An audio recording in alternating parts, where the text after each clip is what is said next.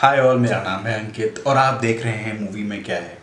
चलिए आज हम बात करते हैं लकी भास्कर की।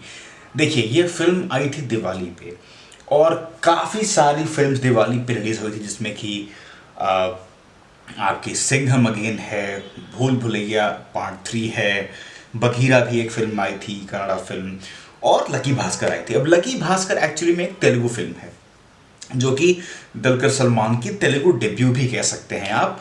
बट मैंने इस फिल्म को नेटफ्लिक्स पे आज देखा है, वो भी हिंदी डबिंग में। तो इसीलिए मैं इस फिल्म की आज रिव्यू कर रहा हूँ। देखिए, पहले तो मैं आपको बताऊं कि ये फिल्म जब मैंने स्टार्ट की तो कुछ खास उम्मीद नहीं थी मुझे इससे, इवन दो फिल्म के रिव्यूज़ अच्छे थे। बट जब मैंने पूरी फिल्म देखी मुझे इसमें बहुत मज़ा आया।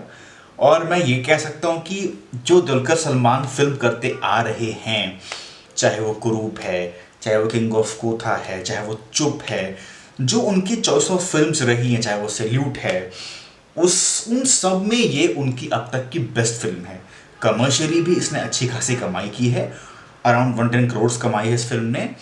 और साथ ही साथ जो इस फिल्म का डायरेक्शन है, स्क्रीन प्ले है, कहीं भी आपको फिल्म में बोरियत नहीं होगी। मैं पहले कहानी की बात करता हूँ।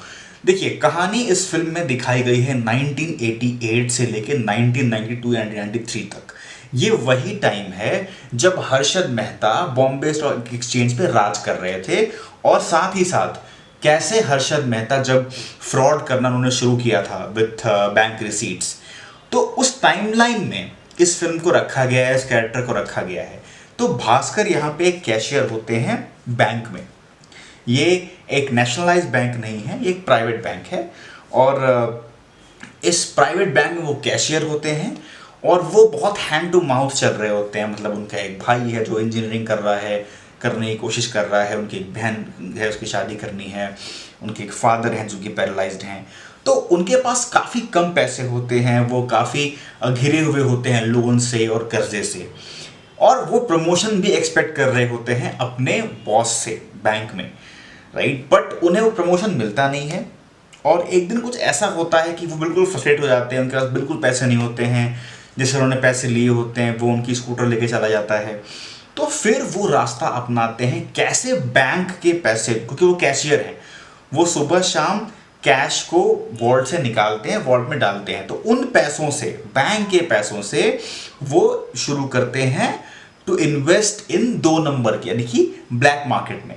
फॉर एग्जाम्पल, कोई इलेक्ट्रॉनिक आइटम, चाहे टीवी है, चाहे फ्रिज है, चाहे कोई भी आइटम इलेक्ट्रॉनिक्स जो कि इंपोर्ट होता है या स्मगल होके आता है गल्फ कंट्रीज से, ये मांग के चलो 2 लाख रुपए उन्होंने सो बैंक से निकाले।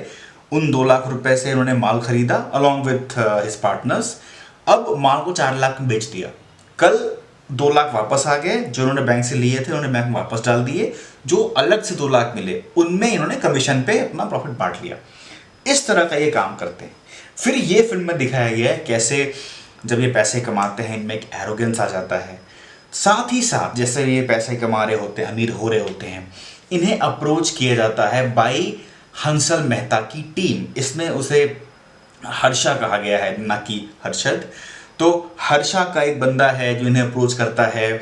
इन्हें पता लग जाता है कि कैसे बैंक रिसीट्स के थ्रू ये धांधली कर रहे होते हैं। और जिस तरह, अगर आपको याद होगा, स्कैम 1992 में दिखाया गया है हर्षद मेहता कैसे एक बैंक से पैसे लेते हैं दूसरे बैंक को देने के लिए, बट दूसरे बैंक को देते नहीं हैं। वो खुद मार्केट में यूज़ करते हैं, मार्केट में सर्च लाते हैं और मार्केट से पैसा बनाते हैं। तो जिस कॉम्प्लेक्सिटी से स्कैम 1992 में दिखाया गया है, वो पूरा फ्रॉड लकी भास्कर में बहुत ही सिंपल करके उस फ्रॉड को दिखाया गया है और बहुत एंगेजिंग तरीके से दिखाया गया है। तो ये मुझे बड़ा एक्साइट किया, ये कैसे एक बैंक रिसीट्स को समझाना ताकि पब्लिक समझ सके, कैसे फ्रॉड्स पकड़े जा रहे हैं, वो बहुत ही क्लियरली और सिंपली दिखाया गया है। अच्छा, आप कहानी पर वापस आते हैं। तो भास्कर धीरे धीरे काम करना शुरू करता है विथ हर्षा मेहता, या फिर आप कह सकते हैं हर्षद मेहता।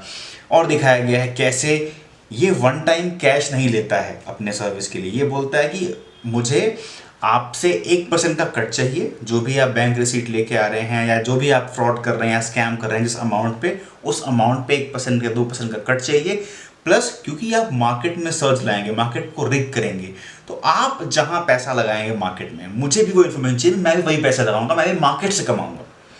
तो ये डायरेक्टली पैसे ना लेकर के मार्केट में खुद से पैसे बनाते हैं, फिर ये उन पैसों को कैसे ब्लैक मनी को वाइट करते हैं, फर्जी लॉटरी जीतना, फर्जी अपनी वाइफ के नाम पे एक होम फूड कुकिंग कंपनी खोलना, वहाँ से हवाले से पैसा लेके आना बाहर से। तो ये सब फिल्म में दिखाया गया है कैसे भास्कर का जो कैरेक्टर है वो ये सब करता है। वन फाइन डे उन्हें उनके फादर समझाते हैं कि आप जो कर रहे हो वो गलत है। तो अब भास्कर को इससे निकलना है, इस ट्रैप से निकलना है।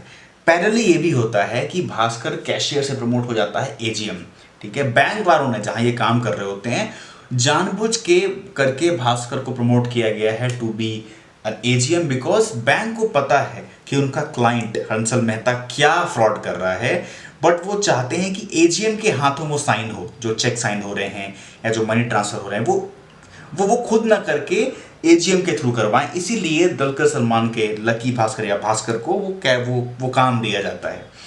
और फिल्म के एंड में ये दिखाया गया है कि कैसे दुलकर सलमान या जो लकी भास्कर हैं ये बैंक छोड़ चुके हैं, क्योंकि वन फाइन डे को लगता है कि जो पैसे हंसल मेहता या हर्षा लेके जा रहे हैं वापस बैंक में नहीं आ पाएगा, ये बैंक छोड़ देते हैं। फिर सीबीआई के थ्रू प्रेशर करके इन्हें ये तक कहा जाता है कि आपने जो पैसे अब तक कमाए हैं 2 नंबर से, वो पैसे बैंक को वापस करो, इन अ वे कि आप पहले उसे हर्षा को वापस करो या हंसल मेहता को वापस करो, हंसल मेहता बैंक को वापस करेगा। तो जो पैसे बैंक को हंसल मेहता ने देने थे वो हंसल ना दे करके लकी भास्कर ही वो उस पैसे को हंसल को देगा और हंसल बैंक में लाएगा। ये प्लान रहता है बैंक के जीएम का और बैंक के चेयरमैन का।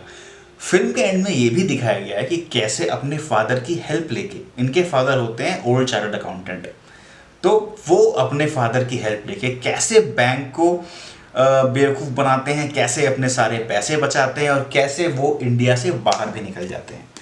ये फिल्म काफ़ी इंगेजिंग है, इसे काफ़ी बड़े स्केल पे शूट भी किया गया है, अर्ली 1980s के दौर को दिखाया भी गया है परफेक्टली।